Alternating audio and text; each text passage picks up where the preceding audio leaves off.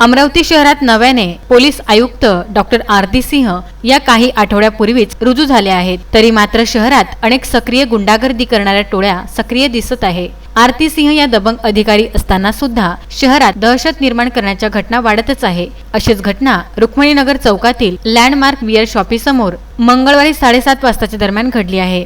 या ठिकाणी beer shoppe, पानठेला सह इतर दुकाने सुरू असताना अचानक इथे एक 4-चाकी कार आली, तर काही जण कारच्या आतमध्ये बसलेले असताना तर एक युवक चक्क कारच्या वर बसून मद्यधुंद अवस्थेत ओरडत होता। त्याचे काही सहकारी दुसऱ्या कारमध्ये बसून सायन्स कोर मैदानजवळ थांबले। काही वेळाने सर्व आरोपी वाहन बाहेर येऊन अचानक दहशत निर्माण करायला सुरुवात केली। दुकाने जबरदस्ती बंद करण्यासाठी शिवीगाळ करण्यात आली। त्यांच्या भीतीने काही दुकानदारांनी आपली दुकाने बंदही केली।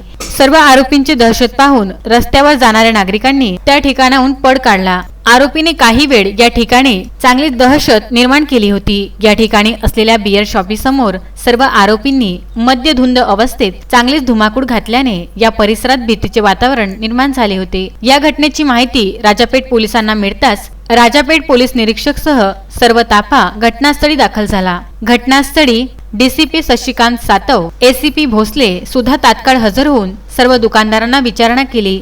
या ठिकाणी सर्व आरोपींनी दहशत निर्माण केल्याचे सर्व फुटेज बियर शॉपी मधील सीसीटीव्ही कॅमेऱ्यामध्ये कैद झाले आहे। बियर शॉपी मालक सुनील कदम यांच्या तक्रारीवरून आरोपी सोन्या चांदूरकर, निलेश येवले, सूरज तिवारी, सूरज चावरे, सुनील वानखडेसह इतर 4 ते 5 आरोपी विरुद्ध कलम 294, 143, 147, 148, 149, 506 भादवी अन्वये गुन्हा दाखल करण्यात आला आहे।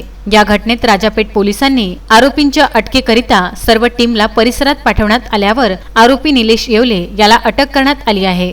त्याला न्यायालयात हजर केले असता 2 दिवसाची पोलीस कोठडी सुनावली आहे। या आरोपीकडून इतर सर्व फरार आरोपींचा राजापेठ पोलीस शोध घेत आहेत। गुरुवारी घटनास्थळी तपास अधिकारी एपीआय गजानन मेहत्रे यांनी दुकानदाराचे बयान नोंदवून तपासणी केली आहे। अजय शृंगारे, विदर्भ न्यूज, अमरावती।